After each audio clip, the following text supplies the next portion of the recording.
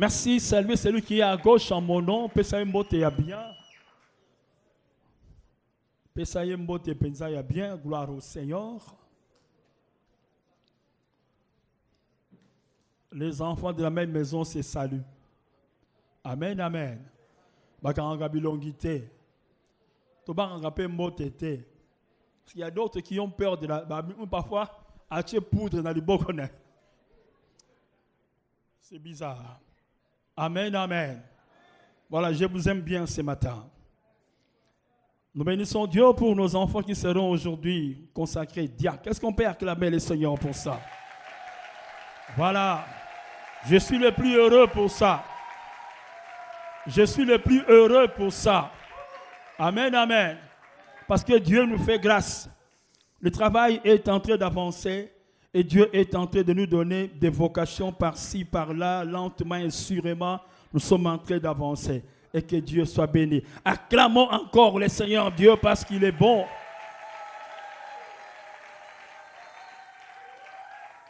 Voilà. Les ennemis de la fertilité.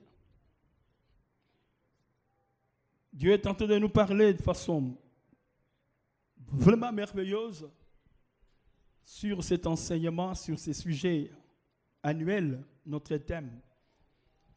Mais ce matin, nous voulons aborder quelque chose. Peut-être que cela peut vous surprendre. J'ai dit les ennemis de la fertilité. S'il faut faire un petit rappel, nous disons lors de notre réveillon de fin d'année que Dieu avait créé la terre, il a créé l'homme, il a créé les eaux. Et la Bible nous dit, Dieu a ordonné à la terre et à la mer de produire en abondance. Ça veut dire que Dieu avait donné à la terre et à la mer la fertilité, la capacité de produire en abondance. C'est Genèse 1, 11 puis 20, vous pouvez lire ça. Dieu a donné à l'homme, Dieu a donné à la terre, Dieu a donné à la mer la capacité de produire en abondance. Ça veut dire que lorsque nous vivons, si nous ne sommes pas fertiles, ça, ce n'est pas la pensée de Dieu. Quand je dis fertilité, c'est dans tous les domaines. Dans tous les domaines. Que ce qui peut passer, tout ce qui passe entre mes mains, soit béni. Il y a un homme que nous connaissons très bien, Joseph, un esclave de son état. Mais tout ce qui passait par ses mains était béni. Jusqu'à ce que le roi a résolu de laisser à l'esclave la gestion de sa maison, sauf sa femme. Parce que tout ce que Joseph touchait, tout ce qu'il faisait était béni. Pourquoi? Parce que les mains de Joseph, bien qu'esclaves, étaient des mains fertiles. Que tes mains soient ainsi. Tout ce qui passera par tes mains soit béni. Amen, amen. Tout ce qui va passer par tes mains soit béni. Que Dieu soit béni. Donc, il y a même Isaac dans la Bible. Là, je veux que nous puissions lire ça. C'est dans Genèse chapitre 26. J'aime bien cet homme-là. Genèse chapitre 26. Le verset 12. D'abord, Genèse 26, d'abord nous allons lire le verset 1er et après on lira le verset 12. Genèse 26, le verset 1er. Il dit, il y eut une famine dans le pays, outre la première famine qui eut lieu du temps d'Abraham. Et Isaac alla vers Abimelech, roi des Philistins, à Guérar. Verset 2, l'Éternel lui apparut et dit, ne descends pas en Égypte, demeure dans le pays que je te dirai. Verset 12, Isaac s'aima dans ce pays. Quel pays? Le pays de la famine. Le pays où il y avait la sécheresse. Il s'aima dans ce pays et il recueillit cette année les centuples car l'Éternel Dieu le bénit. Amen, amen. Amen, amen. Merci, reprenons nos places. Lorsque mes mains sont fertiles, là où les hommes sèment, si cela ne produit pas, mais si mes mains sont fertiles, là où je vais s'aimer, ça va produire. Isaac a semé dans ce même pays, le pays désertique, où il y avait la famine. Pourquoi les habitants du pays s'aimaient, ça ne produisait pas. Mais Isaac, un étranger, a semé. Dieu dit dans sa parole, il a récolté les centuples parce que ses mains étaient fertiles. Amen, amen. Amen, amen. Donc une région ou une terre fertile ou bien des mains fertiles, retenez bien, peuvent faire l'objet de menaces. La fertilité peut vous amener les combats. Comme si tu as eu peur. Le amène bien. Les mains fertiles, une région fertile, une terre fertile peut vous amener les combats, peut vous amener des problèmes. Pourquoi? Parce qu'il y a fertilité. La fertilité, je reprends encore, c'est la vie. En d'autres termes, là où il y a fertilité, il y a la vie. Là où il y a la vie, il ne manque pas des ennemis. J'ai dit la fertilité, c'est la vie. Là où il y a fertilité, il y a la vie. Là où il y a la vie, il ne manque pas des ennemis. Ne te plains pas si vous avez des ennemis. Le bas amène bien. Le bas amène bien. Écoutez, le seul endroit où il n'y a pas des ennemis, c'est où, vous savez? Pardon? C'est au cimetière. Pourquoi? Parce qu'au cimetière, il n'y a pas de vie. C'est le monde du silence. Là où il n'y a pas de vie, il n'y a pas des ennemis. Mais là où il y a la fertilité, là où il y a la vie, il y aura des ennemis. Quelqu'un me disait, si tu ne veux pas de problème, même mourir. Ce sont les morts qui n'ont pas de problème. Solo Tolokuta, il a raison. Tu es là très beau, très joli. S'il y a ceux qui acclament, d'autres grincent les dents. Bien. Tu es intelligent. Quand tu parles, quand tu donnes un avis, les gens disent, voilà, ça c'est la pensée d'un homme intelligent. Si à gauche, tes collègues sont contents, à droite, ton chef direct, il dit, oh yo, un jour à Osanine, à remplacer. Là où il y a la vie, il y a aussi le combat. Cette année, il est fertile. Le bas mène bien. Cet endroit est fertile. Mais je vous rappelle qu'il y aurait également des ennemis. Il y aurait également des combats. J'insiste, la fertilité, c'est la vie. Là où il y a la vie, là où il y a fertilité, il y a la vie. Là où il y a la vie, les combats ne manqueront pas. Amen, amen. Je viens ce matin pour nous dire que la fertilité est une vie. Cela étant, elle est aussi l'objet de combats. Elle peut faire l'objet de jalousie. Il est donc important de connaître qui sont les ennemis de la fertilité. Qui sont les ennemis de la fertilité? Alléluia.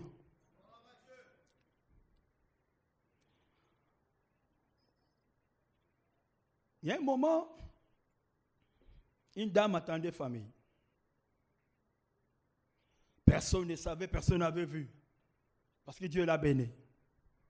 Et un jour, une autre maman, comme par Barguera, a simbié dans les boum. C'était un problème.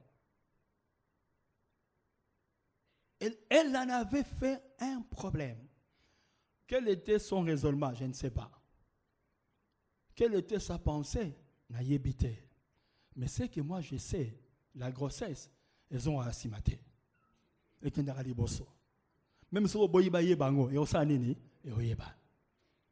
Le bas mène bien. Le bas mène bien. Donc, et tu n'as pas à fuir, ou à fuir les amis, à fuir les gens. Si Dieu t'a béni, dis-toi gloire à Dieu. Mais quelque part, il y a ceux qui ne sont pas contents de toi. Vous savez, un jour, un cortège de mariés passait, n'est-ce pas? Des fois, bon, j'étais une fois au Maroc, j'ai vu le cortège des mariés qui passaient. Même, je crois, une fois en Belgique aussi. Des gens acclamaient. On les appréciait. Comme ça, une fois, mais j'étais avec maman, je crois, à Lubumbashi. On était dans l'ascenseur, je vois une dame qui entre avec sa robe et son mari. Je les avais acclamés. Mais un jour, j'étais ici chez nous. Le cortège est passé. Les gens criaient « Et coucou, fallait bien !» Je me suis dit, mais on est où là? Ça signifie quoi? Mon thème, ma belle. Là où il y a fertilité, il y a aussi des ennemis. Une jeune dame qui s'est mariée. La famille est contente. Mais il y a d'autres membres qui sont là, de la même famille, ils ne sont pas contents. Nekonabino, aelibino zemite, aelibino mobile, en bonne et due forme. Là où il y a fertilité, il y a aussi des ennemis. C'est qui le premier ennemi? C'est qui votre premier ennemi?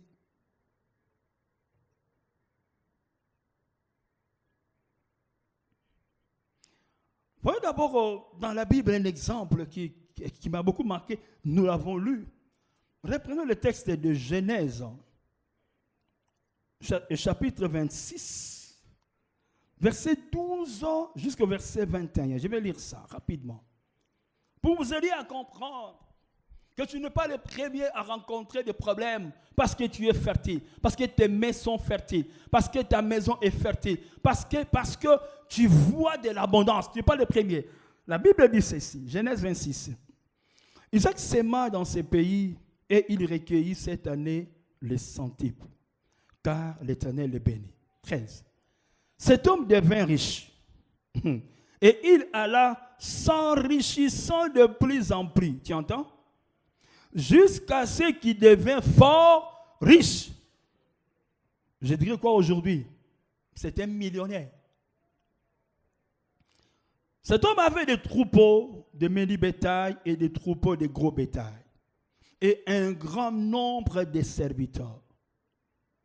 Aussi, les Philistins lui portèrent quoi? Tous les puits qu'avaient creusés les serviteurs de son père, du temps d'Abraham, son père, les Philistins les comblèrent et les remplirent de poussière. Et Abimelech dit à Isaac, va-t'en de chez nous, car tu es beaucoup plus puissant que nous. Isaac partit de là et campa dans la vallée de Guérar où il s'établit.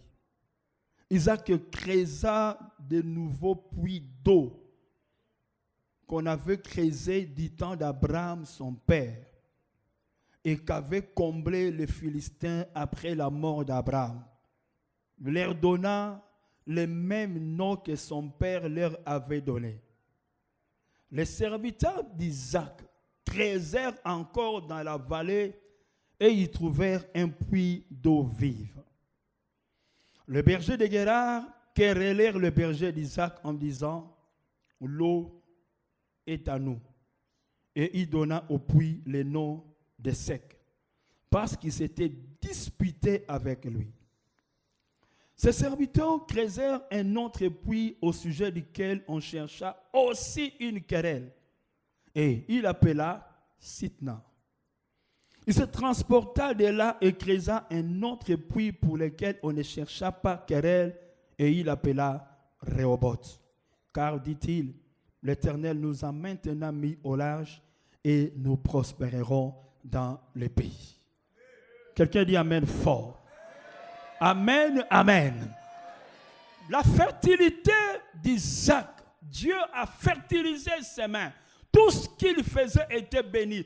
Comme Dieu fera de tes mains demain, comme Dieu fera des mains de ta famille, comme Dieu fera de tes projets, Dieu va les fertiliser et tu en auras en abondance. Est-ce que j'ai dit à quelqu'un ce matin? Mais écoutez bien. Sa fertilité, c'est devenu plus riche, avec une grande production. Cela a fait que les habitants du pays voient en lui une menace. Lorsque vous devenez une menace, parce que Dieu t'a béni, loba naza mutaliboso te. Na mutaliboso te. Lorsque vous devenez une menace, parce que Dieu t'a béni, aux amutaliboso te. On lui dira, va, quitte ce pays, car tu es devenu beaucoup plus puissant que nous. Lorsque vous traversez une saison fertile, il y a des signes et des choses qui peuvent dépasser la compréhension humaine. À tel point que vous risquez de devenir un sujet d'admiration. Non seulement l'admiration, mais aussi la jalousie. On vous admire. Cette jeune dame monte en puissance. Tout ce qu'elle fait réussit. Tu montes, on vous admire. Si à gauche, tu es les sujets d'admiration, à droite, vous deviendrez des sujets de quoi? De jalousie. Il y a deux mots qui sont employés ici, que je vais te les rappeler ce matin. Quand cela arrivera dans votre vie, ne pleurez pas. Le bas mène bien. Isaac a creusé. On vient quereller ce puits. Apesi yango kombo Esek. Qui signifie quoi? Dispute. Il a creusé le deuxième puits. On vient encore lui créer des problèmes. Apesi yango kombo Sitna. Qui signifie opposition. Lorsque les gens vont disputer contre vous parce que tu es en train d'évoluer, dit mon grand frère Isaac avait connu ça. Lorsqu'on vient s'opposer à vous, si tu ne connais pas ça, tout nanzouza, ou les gens viennent s'opposer à vous sans raison. On l'a dit bien. Pourquoi on l'a dit bien? Nasalinine. Pourquoi on l'a dit bien? Réseau Isaac dit, c'est pas moi le premier, mon grand frère Isaac aussi avait connu de l'opposition. Mais écoutez bien, quand vous lisez la suite des versets, Isaac, malgré les disputes et l'opposition, à la fin, la Bible dit, il est entré dans Rehoboth.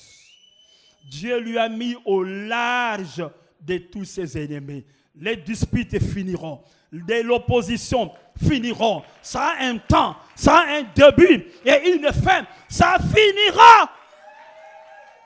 J'ai dit, laissez-le vous quereller, se disputer contre vous, s'opposer à vous sans raison. Mais dis-toi, il y a un début et il y a une fin. Rehoboth arrivera où Dieu me mettra au large. Parce que ma fertilité n'est pas venue de ce monde. C'est Dieu qui m'a rendu fertile. C'est Dieu qui m'a mis à l'ascenseur. C'est Dieu qui m'a donné de la vitesse et de la puissance. Les hommes vont s'élever, descendre. Ils vont me quereller, s'opposer. Je vais foncer. Ils vont rester là derrière. Et ils diront, Wapiye, Akomakuna. Que Dieu te bénisse. Le premier ennemi alors de votre fertilité, c'est vous-même. Le bangamo. Yebisa ezayomo. Ayoki biente. Le premier ennemi de votre fertilité peut être vous-même. Je donnerai 3 raisons qui vont te démontrer que cela peut être vous-même. Écoutez, vous serez le premier ennemi de votre fertilité. Lorsque vous ne savez pas pourquoi Dieu vous a introduit dans cette saison fertile.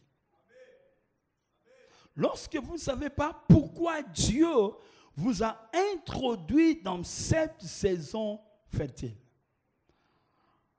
Le chapitre 12 de Genèse.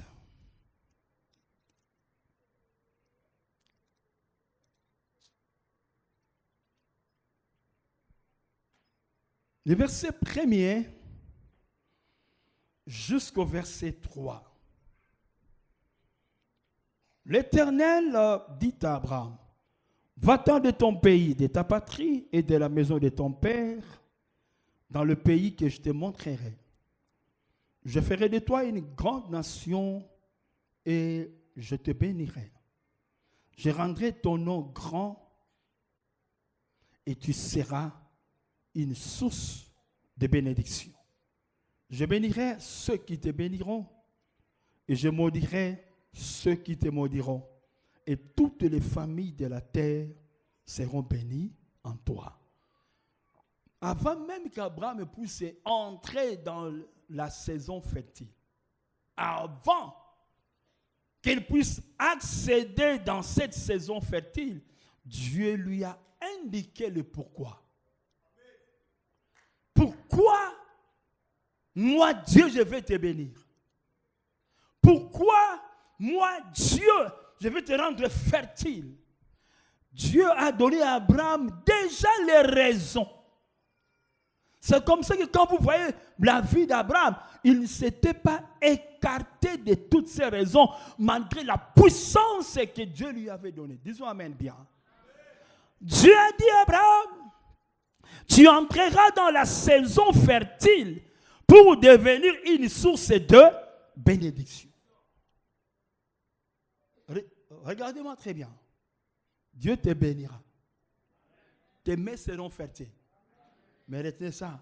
Est-ce que tu m'entends bien? Ce n'est pas pour vous seul. Les dieux de la Bible ne bénissent jamais pour vous seul. Il y a même un texte dont j'ai perdu un texte qui dit, si vous avez votre champ, vous allez cultiver les champs pendant 6 ans. La 7e année, laissez les champs libres pour que les pauvres viennent aussi faire quoi? En profiter. Dieu a indiqué à Abraham le pourquoi est-ce qu'il voulait fertiliser ses mains et fertiliser sa vie. C'était pour qu'il soit une source de bénédiction.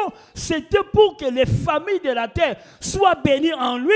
C'était pour former un peuple modèle, une référence pour le salut des autres peuples. Raison pour laquelle Dieu lui avait rendu fertile.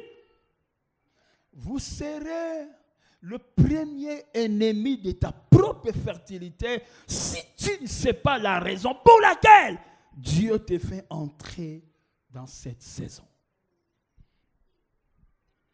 Nous avons vu des gens entrer dans la saison fertile. Et on ne sait plus le reconnaître. Amen, amen. Amen, amen. On ne sait plus le reconnaître. Son langage, on dit, mais est-ce que c'est notre frère ou ce n'est pas notre frère? Bien-aimé, la fertilité est une très bonne chose. Mais cela ne pousse pas te dévier. Faites de vous un autre homme. Sinon, je donnerai raison à un pasteur qui avait dit un jour, il dit, Nzouzi, quand les frères disent que non, j'ai vaincu l'impudicité, on dit, maman, c'est là, sa poche est comme bien. Et on saura réellement s'il a vaincu l'impudicité. Maintenant qu'il n'a rien là-bas, il dort à la permanence. Il attend que mon PC ma sangou, ma sali potopoto, ma lait, ma bandi prié, on dit pourquoi. C'est là que sa poche devienne très bien. Vous allez comprendre si réellement il a vaincu l'impudicité, oui ou non. Mais l'autre a dit, pasteur, non, attends qu'il soit capable d'entrer dans un supermarché. Parce que lui ne va que dans vos agambes là. Et puis il allait à supermarché. Attendez quand il sera à mesure d'aller acheter le carton de jus dans un supermarché, vous saurez s'il est humble, oui ou non. Avec mes 30 ans dans les ministères, papa, on a appelé ça, il y a raison. Le bas mène bien. On a appelé ça, il y a raison. Si tu ne sais pas pourquoi Dieu te fait entrer dans la saison fertile, vous deviendrez l'ennemi de votre propre fertilité. De deux, lorsque vous ne comprenez pas le pourquoi de cette abondance, le pourquoi de la productivité que Dieu est en train de vous donner, bien aimé, Dieu vous donne de l'abondance pour que vous deveniez la révélation de Dieu. Quand quelqu'un cherche à connaître Dieu, il peut venir chez vous. Il voit en vous ce que tu es, ce que tu vis. Il peut connaître Dieu. Pour que vous soyez la lettre de Dieu. Dieu va te bénir, va fertiliser tes mains pour que les gens, au lieu de chercher la Bible, mais ils voient la lettre de Dieu dans ta vie. Dis Amen bien. Dis Amen fort. Est-ce qu'il y a les lettres de Dieu? Tu as vu le témoignage du pasteur Benjamin qu'il avait dit ici. Une sœur bus, il partait en Mwanda. C'est elle qui chantait avec les autres. C'était les louanges, c'était l'adoration. Elle chantait, elle levait les mains pendant qu'il voyageait. Mais lorsque le chauffeur du bus était fatigué de nos chansons de louanges, d'adoration, Azunze Bomoko a tué. La sœur là criait, hey! Toi qui m'attangawa. Tu n'es pas la lettre de Dieu.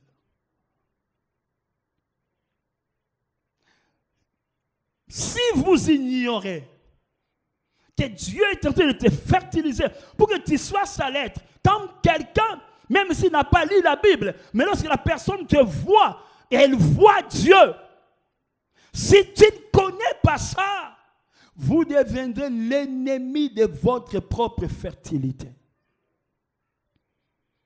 Devenir chrétien fertile, ça ne s'écrit pas sur le visage. On voit ça. Alléluia. On vit ça. On vous regarde.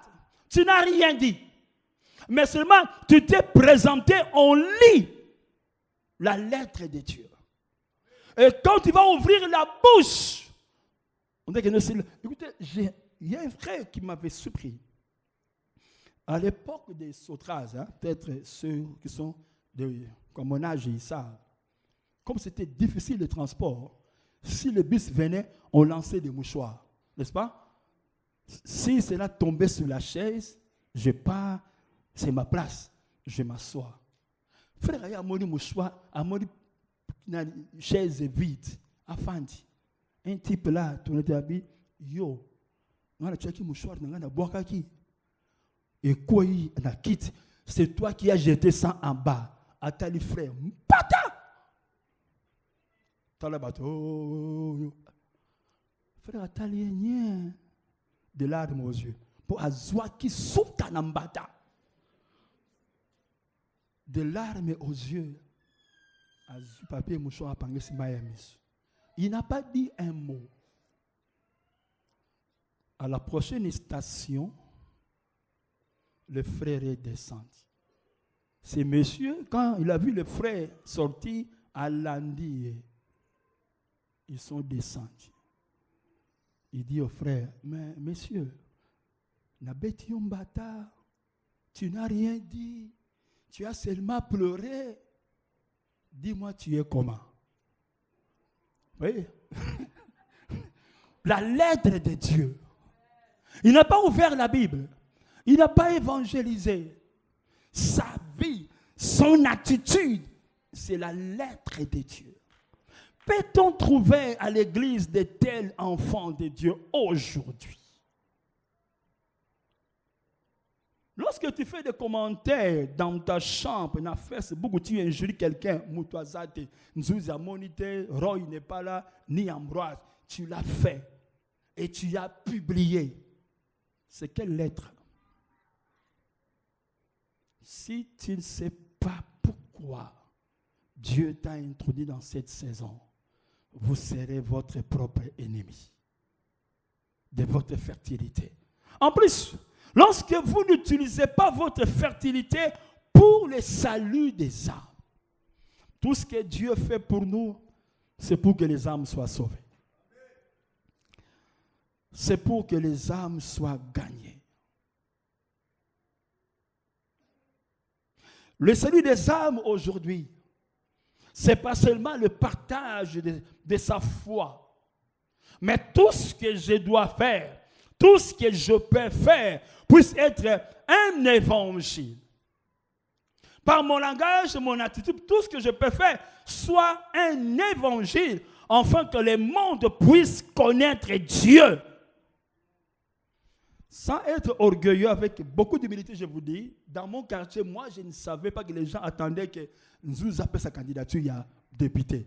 Dans mon tout même pas en rêve. Mais des gens viennent m'entourer, pasteur, nous on voulait que Ngaï candidat député. Nous on attendait. Maintenant tu dis, pourquoi?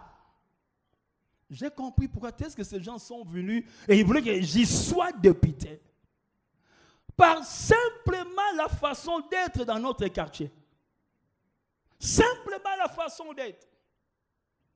La façon de saluer les gens. La façon de les accueillir. Même quand ils viennent, qu'on peut vous déranger. Mais la façon de l'aider à comprendre que jeune garçon, c'est mieux de travailler que d'aller commander. Pas grand-chose. Ils disent, yo, faut à la députée. Même pas dans d'autres langues. Nous sommes comme la lettre de Dieu. Je sais que tout ce que je suis, c'est pour que les âmes soient sauvées. Amen, amen. Deuxième ennemi, le premier, peut-être vous-même. Le deuxième ennemi, pour reprendre la phrase du pasteur, ce sont les mauvaises herbes. C'est quoi les mauvaises herbes? C'est la mauvaise compagnie et le mauvais conseil. Nous avons vu des amis venir nous chercher parce qu'il a un besoin, il a un problème. Et nous apportons ce que la Bible nous disait. Une fois que sa vie a été totalement fertilisée par Dieu, il a changé de conseiller. Proverbe chapitre 15.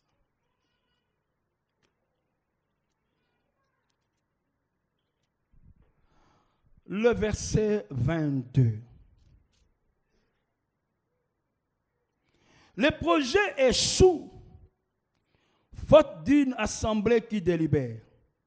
Mais ils réussissent quand il y a de nombreux conseillers. Mais il y a conseillers et conseillers. Voyons un conseiller, pour être beaucoup plus complet. 2 Samuel chapitre 13. Les versets 1 à 5.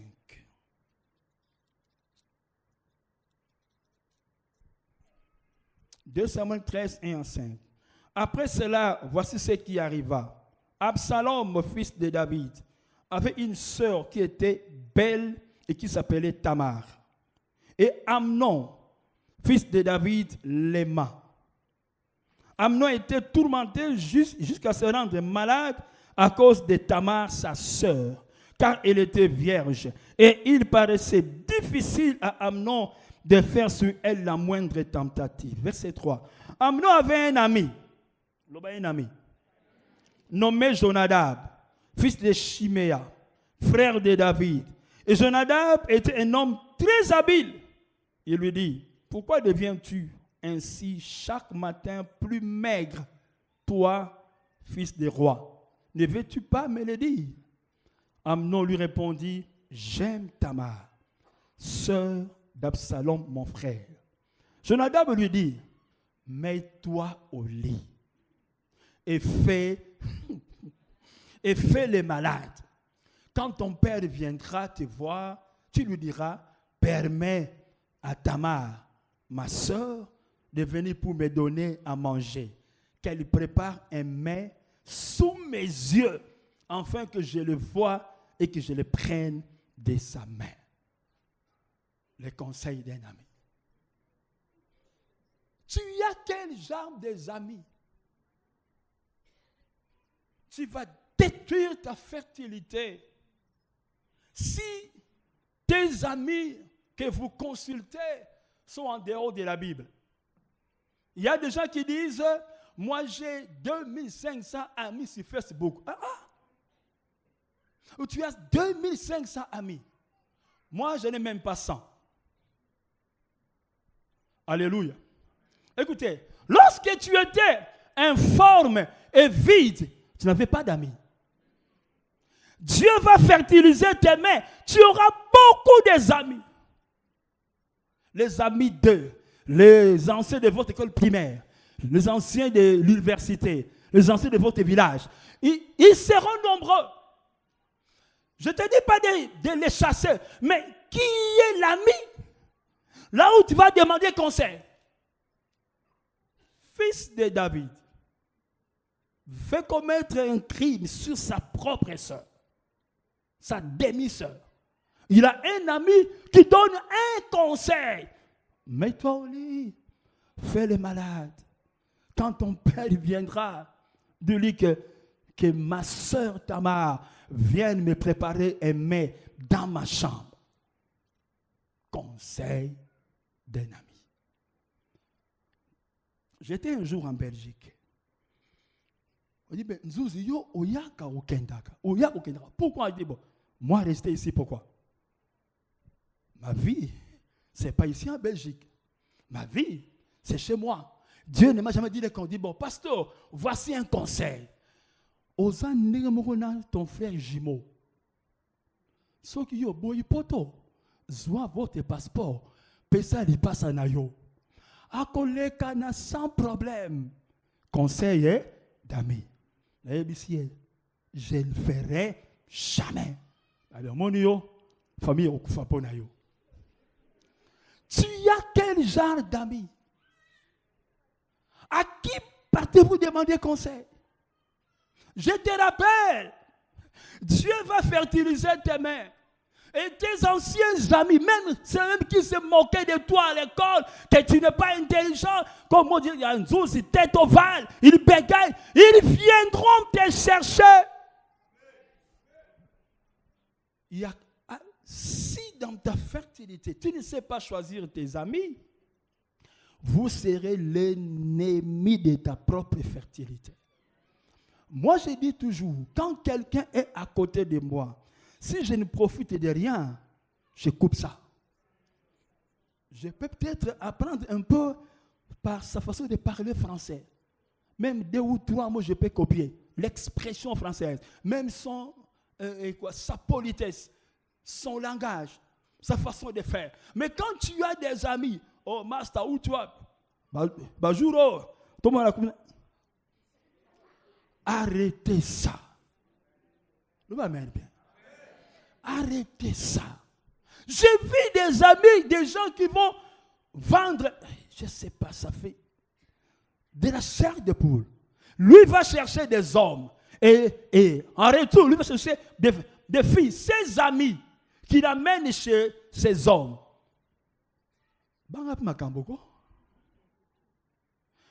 Vous prenez un risque qui n'a pas de nom.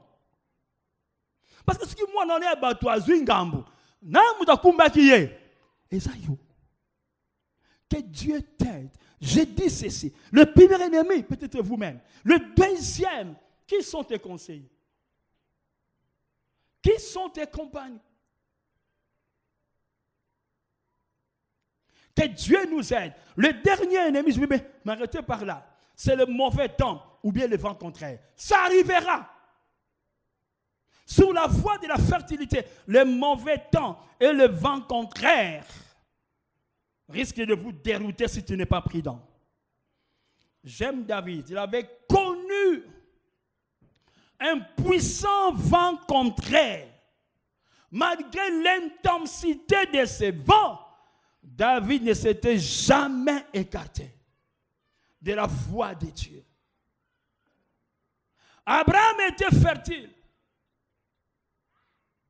mais avait aussi connu le mauvais temps qui allait même le détruire. Dieu est tellement bon, il a corrigé vite la chose. Saraï, c'est le mauvais temps.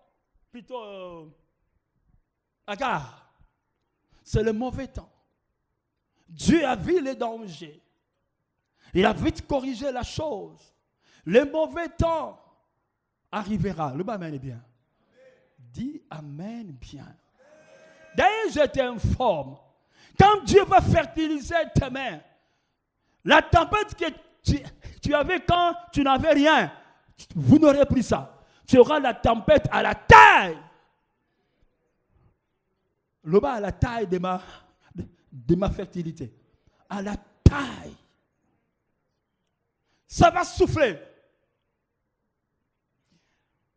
Nous sommes arrivés à un temps où tu es en chambre et tu dis, Seigneur, j'ai donné ma jeunesse à toi. Je t'avais donné ma vie, j'avais 21 ans. Je ne connais pas la jeunesse du monde. Je ne connais pas. Tu as pris ma vie quand j'étais encore tout petit. J'ai choisi de marcher avec toi. Mais regarde ce que je suis en train de vivre. Des fois tu dis, je n'ai pas de solution. C'est déjà arrivé dans ta vie où tu te sens seul. Il n'y a que ta femme qui est à côté. Si ça ne vous est jamais arrivé, au comata, ça va arriver. Comme si tu as peur. Amen, amen. Amen, amen. Le mauvais temps, le vent contraire arrivera. Mais le maître l'a connu, Jésus. Tout cela abandonné. Il est resté seul. Mais encouragé, Pierre a quand même laissé me pas. Il a aussi régné. Il a connu ça. Le vent contraire. Le mauvais temps. Mais quand je suis avec Dieu, que c'est Dieu qui m'a fertilisé, que le vent souffle à n'importe quelle intensité, Dieu sera toujours mon rocher. Dieu restera toujours mon rocher. Il ne m'abandonnera jamais. Bien-aimé, lisez la Bible. Tous les hommes fertiles que Dieu a bénis, c'est dont Dieu a fertilisé. Ils avaient connu le mauvais temps. J'aime quelqu'un. Quand je le lis, ça me fait un peu mal. David n'a pas demandé la royauté. N'a pas demandé le pouvoir. C'est Dieu, il était petit derrière le troupeau. Dans la brousse. Dieu est allé les chercher dans la brousse pour lui donner le pouvoir.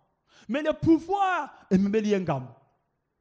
Quand je dis David, quand il fouillait Saül, et il va voir le roi de Moab pour dire, garde mes parents. Je ne sais pas ce qui m'arrivera demain. Les parents ont fait quoi? C'était pénible.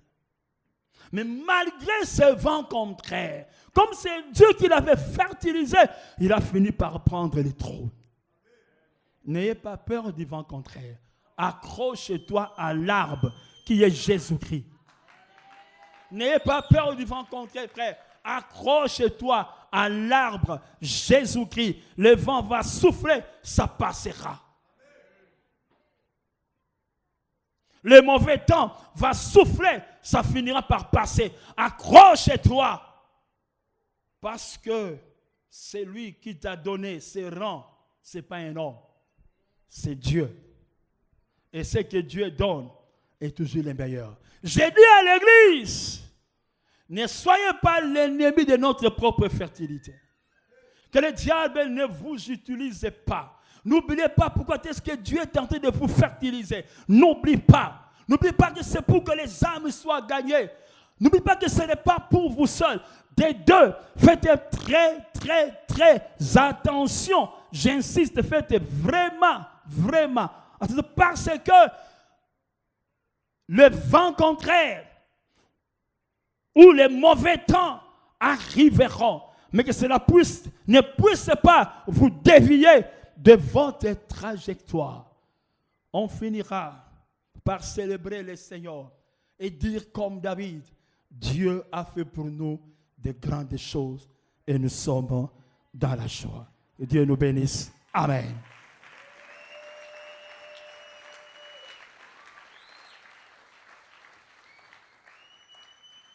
Nous allons